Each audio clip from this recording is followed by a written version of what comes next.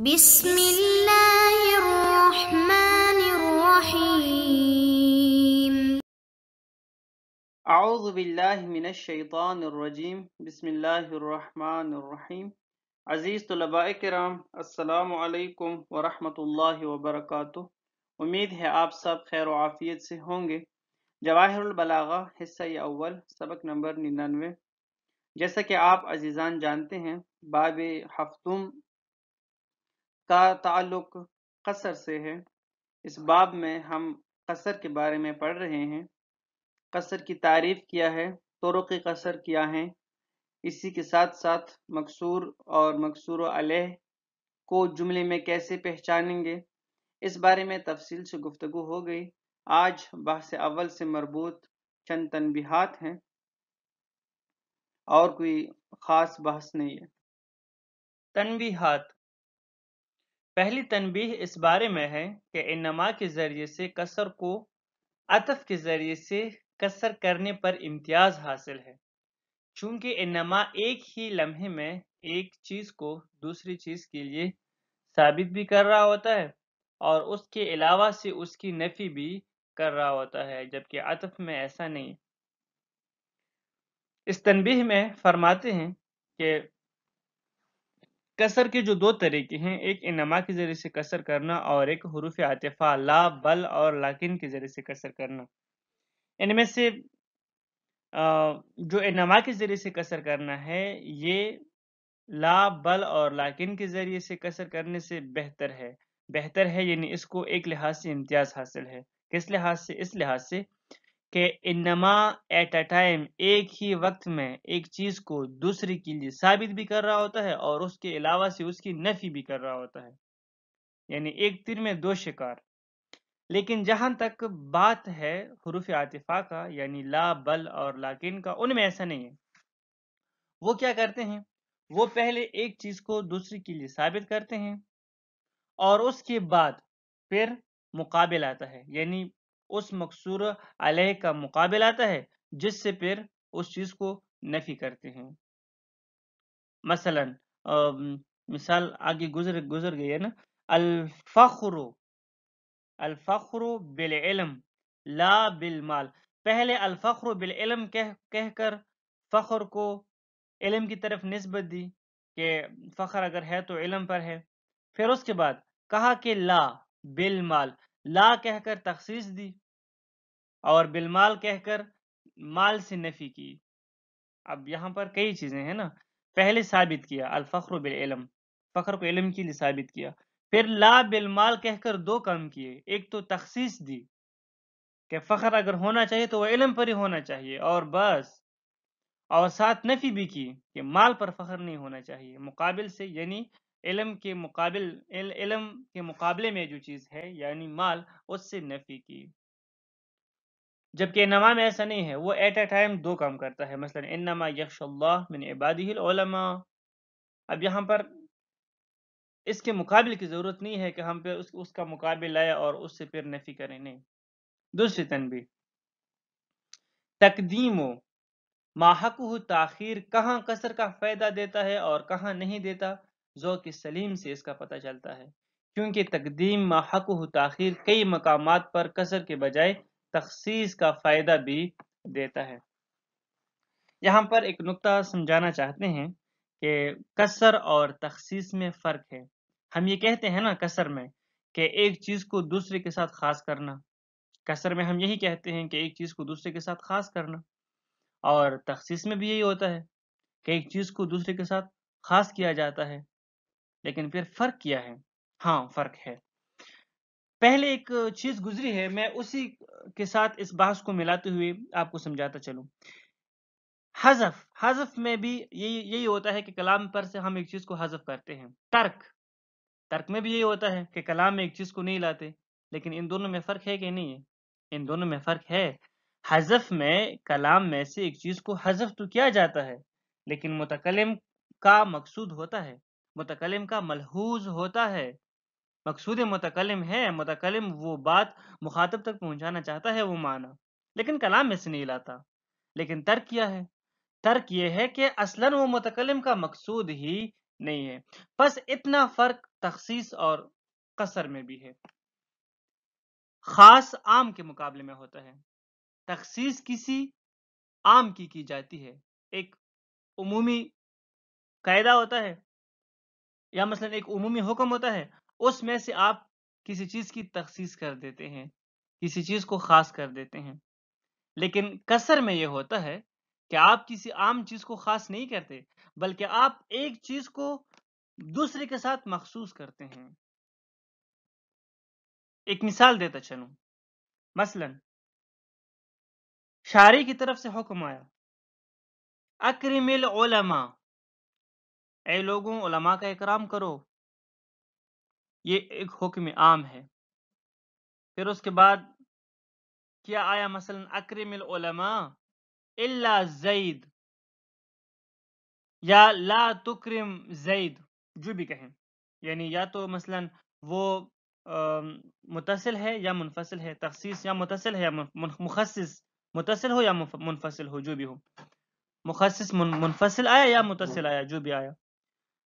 اکرم العلماء الا زید، علماء کا اکرام کرو لیکن ان علماء میں سے جو زید ہے نا، اس کا اکرام نہ کرو. اب یہاں پر زید کو تخصیص دی ہے. کیا مطلب زید کو تخصیص دی ہے؟ زید کو حکم عام سے نکال دیا گیا ہے. یہ تخصیص ہے، یہ قصر نہیں ہے. حالانکہ ایک چیز کو خاص کیا جا رہا ہے، لیکن یہ قصر نہیں ہے. قصر کیا ہے؟ پھر ایک چیز کو دوسری کے ساتھ خاص کرنا. مثلا مثال دیتا چلوں، ما زید الا عالم. اب یہ قصر ہے، تخصیص نہیں ہے. ما زید، زید نہیں ہے، اگر ہے تو فقط عالم ہے. اب یہاں پر یہ قصر ہے، یہ تخصیص نہیں ہے. ایسا نہیں ہے کہ ہم مثلا زید کو ایک عام میں سے نکال رہے ہیں، اس کو خاص کر رہے ہیں. ایسا نہیں ہے، بلکہ ہم ایک چیز کو دوسری چیز کے لیے خاص کر رہے ہیں. اگر عام کو تخصیص دی جائے تو وہ تخصیص ہے، عام میں سے کسی چیز کو خاص کیا جائے. لیکن اگر ایک چیز کو دوسری چیز کے لیے خاص کیا جائے، یہ ہے قصر. یہ فرق ہے. لہٰذا کبھی کبھار تقدیم مع حقہ تاخیر تخصیص کا فائدہ دے رہا ہوتا ہے، قصر کا فائدہ نہیں دے رہا ہوتا. اس کا سمجھنا ذوق سلیم کے ذریعے سے ہی ممکن ہے.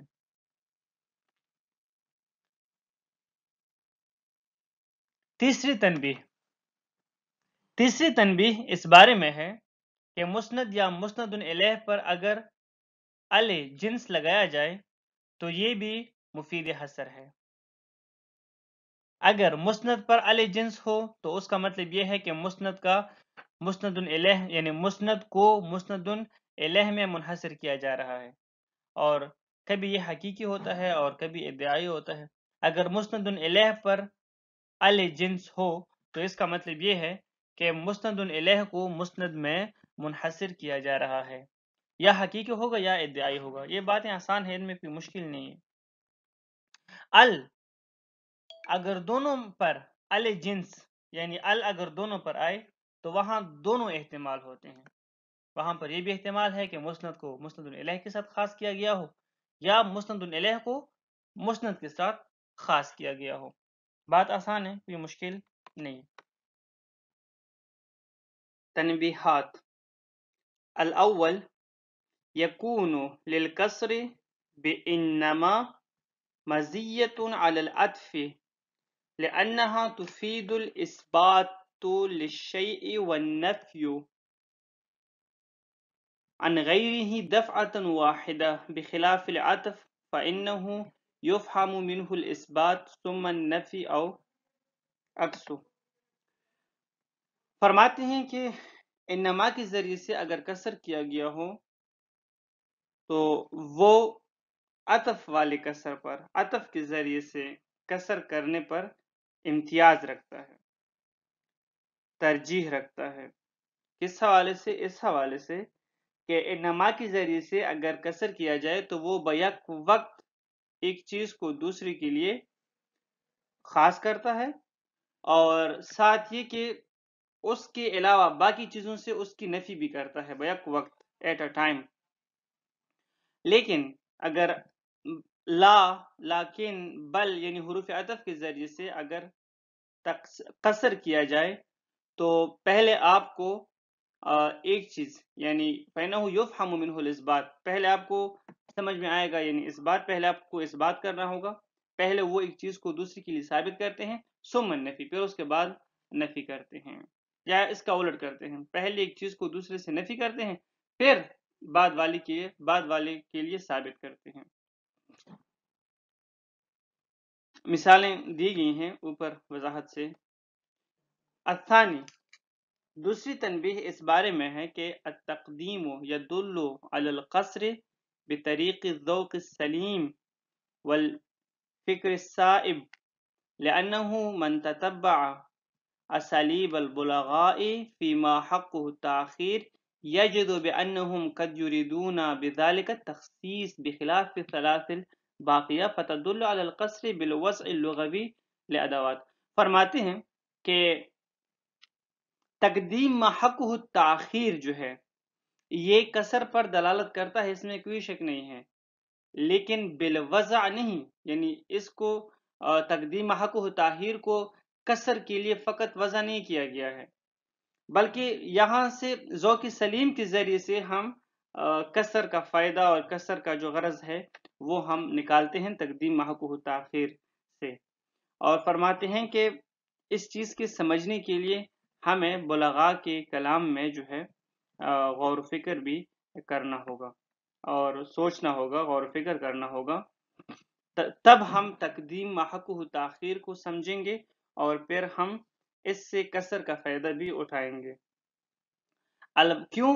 وجہ یہ ہے کہ اگر مثلا کوئی بلغاء کے کلام میں تتبع کرے، غور و فکر کرے، تو وہ اس بات کو سمجھ پائے گا کہ انہوں نے یعنی تقدیم ما حقہ تاخیر سے قد یریدون بذالک تخصیص، کبھی تقدیم ما حقہ تاخیر سے جو انہوں نے ارادہ کیا ہے، جو انہوں نے غرض حاصل کیا ہے، وہ تخصیص کا بھی ہے، فقط قصر کا نہیں ہے، یعنی انہوں نے دو چیزوں کے لیے تقدیم ما حقہ تاخیر کو استعمال کیا ہے، بعض جگہوں پر قصر کے لیے تو بعض جگہوں پر تخصیص کے لیے، بخلاف ثلاث الباقیہ، باقیوں کے خلاف، یعنی باقیوں میں یہ چیز نہیں ہے، باقی جو تین طرق ہے، کیوں؟ فتدل علی القصر بالوضع اللغوی للادوات، جو باقی تین ہیں وہ یعنی ان کا جو اسٹرکچر ہے یہ آتا ہی قصر کے لیے ہے، ان کا جو اسٹرکچر ہے یعنی ان کا وضع ہی قصر کے لیے ہے، جبکہ تقدیم حقہ تاخیر ایسا نہیں ہے۔ اوپر بتا دیا کہ تخصیص اور قصر میں چھوٹا سا فرق ہے، اور اس فرق کو سمجھنے کی ضرورت ہے۔ تخصیص میں کیا ہوتا ہے کہ ایک حکم عام ہوتا ہے، حکم عام ہوتا ہے، پھر اس سے بعض افراد کو نکالا جاتا ہے مخصص کے ذریعے سے، اور قصر میں کیا ہوتا ہے؟ قصر میں یہ ہوتا ہے کہ ایک چیز کو دوسرے کے ساتھ خاص کیا جاتا ہے، یہ فرق ہے قصر میں اور تخصیص میں۔ الثالث تعریف المسند او المسند الیہ بلام الجنس تفید الحصر، فرماتے ہیں کہ مسند یا مسند الیہ کے اوپر جب لام آتا ہے تو یہ بھی حصر کا یعنی قصر کا فائدہ دیتے ہیں، ایک چیز کو اس طریقے سے بھی ایک چیز کو دوسرے کے لیے خاص کیا جاتا ہے۔ اما تعریف المسند فتفید قصر المسند علی المسند الیہ، یعنی اگر مسند کے اوپر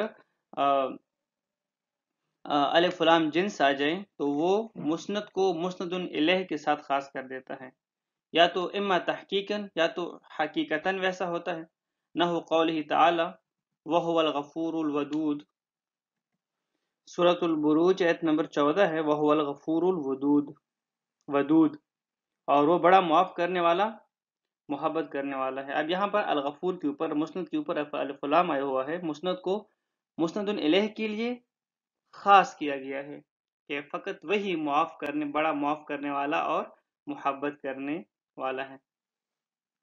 او ادعاء لتنبیہ علی کمال ذلک الجنس فی المسند الیہ، یا ادعاء ہوتا ہے، دعویٰ کیا جاتا ہے، اس طرف اشارہ کرتے ہوئے، اس طرف توجہ دلاتی ہوئی کہ مسند الیہ میں یہ صفت یا مثلا یہ چیز زیادہ ہے، انتہا درجے کی ہے، اتنی ہے جتنا کہ اس کے ساتھ خاص ہے، مثلا نہ ہو محمدن العالم، اب یہاں پر العالموں کو اگر محمد کے لیے مسند یعنی خبر بنا دیا جائے، مسند بنا دیا جائے، تو العالم یعنی اے الکامل فی العلم، یعنی وہ علم میں انتہا درجے پر ہے، وہ علم میں کامل ہے، کیونکہ فقط محمد تو عالم نہیں، علماء تو بہت زیادہ ہیں، البتہ یہ بتانے کے لیے کہ یعنی وہ علم میں بہت ہی ایک بڑے درجے پر ہے، گویا کہ دعویٰ کیا جاتا ہے کہ اگر عالم تو ہے تو فقط مثلا محمد ہے۔ اما تعریف المسند الیہ فتفید کسر المسند الیہ علی المسند اما تحقیقا نحو اتوکل علی اللہ او ادعاء نحو الامیر زید اذا کان فی البلد امیر غیرہ ایضا۔ فرماتے ہیں کہ اگر جنس مسند الیہ پر آ جائے تو یہاں پر بھی فائدہ کسر کا ہی ہوگا، لیکن اس صورت میں مکسور مسند الیہ واقع ہوگا اور مسند مکسور علیہ واقع ہوگا، یعنی مسند الیہ کو خاص کیا جا رہا ہے مسند کے ساتھ، جیسے کہ توکل علی اللہ، توکل اللہ پر ہے، یہاں پر توکل کے اوپر الف لام آیا ہوا ہے جنس، تو توکل کو خاص کیا گیا ہے اللہ کے ساتھ، کہ توکل اگر ہے تو فقط اللہ پر ہی ہے۔ اسی طرح کبھی کبھار یہ دعویٰ کیا جاتا ہے، ادعا کیا جاتا ہے، حقیقتاً ایسا ہوتا نہیں ہے لیکن ادعا کیا جاتا ہے، جیسے کہ الامیر زید، زید ہی امیر ہے، کیا مطلب؟ اذا کان فی البلد امیر غیرہ ایضا، جب ایک ہی شہر میں اور بھی امراء موجود ہیں تو اس صورت میں حکماء موجود ہیں، کئی سارے ہیں، تو یہاں پر ہم اگر کہیں کہ الامیر زید، زید ہی فقط امیر ہیں، تو ہم یہ کیا کہنا چاہتے ہیں؟ یعنی ہم ادعا کر رہے ہیں، ہوتا نہیں ہے حقیقت میں ایسا، لیکن ادعا کر رہے ہیں کہ بس اگر امیر تو ہے تو بس ایسا ہی ہو، یعنی امیر تو ایسا ہی ہونا چاہیے، یہ ادعا ہم کر رہے ہیں۔ وَعَمَّا إِذَا كَانَ كُلُّ مِنْهُمَا مُعَرَّفًا بِلَامِ الْجِنْسِ فاحتمل أن يكون المسند إليه مقصورا وعلى المسند أن يكون المسند مقصورا على المسند إليه، نحو قوله تعالى وَتَزَوَّدُوا فَإِنَّ خَيْرَ الزَّادِ التَّقْوَى۔ اما اگر مسند اور مسند الیہ دونوں کے اوپر جنس آیا ہوا ہو، مسند پر بھی آیا ہوا ہو، مسند الیہ پر بھی آیا ہوا ہو، تو اس صورت میں دونوں احتمال ہیں، یہ احتمال بھی ہے، یعنی آپ دونوں کر سکتے ہیں، آپ یہ احتمال بھی دے سکتے ہیں کہ مسند کو مسند الیہ کے لیے خاص کیا گیا ہے، اور یہ احتمال بھی دے سکتے ہیں کہ مسند الیہ کو مسند کے لیے خاص کیا گیا ہے، یعنی دونوں کو بنا سکتے ہیں مکسور اور دونوں کو مکسور علیہ بنا سکتے ہیں۔ البتہ جب آپ ایک کو بنائیں گے تو پھر دوسرے کو تو نہیں بنائیں گے، لازم سی بات ہے، لیکن بنا سکتے ہیں، ان میں سے آپ کو اختیار ہے جو بھی آپ اختیار کریں، جس طرح کہ خداوند تبارک و تعالیٰ کا فرمانا ہے وَتَزَوَّدُوا فَإِنَّ خَيْرَ الزَّادِ التَّقْوَى، سورۃ البقرہ آیت نمبر 197۔ اور زاد راہ لے لیا کرو، بہترین زاد راہ تقوی ہے۔ اب یہاں پر خیر الزاد، ذات کے اوپر بھی الف لام ہے، التقوی کے اوپر بھی الف لام ہے، تو یہاں پر آپ ان دونوں میں سے فَإِنَّ خَيْرَ الزَّاد، تو اِنَّ کا جو اسم ہوتا ہے وہ مسند الیہ ہوتا ہے، تو خیر الزاد میں الزاد کے اوپر الف لام ہے، اور التقوی جو اِنَّ کا خبر ہے وہ مسند ہوتا ہے، اس کے اوپر بھی الف لام ہے، تو ان دونوں میں سے کسی کو بھی کسی کے لیے مکسور یا مکسور علیہ قرار دے سکتے ہیں۔ والسلام علیکم ورحمۃ اللہ وبرکاتہ۔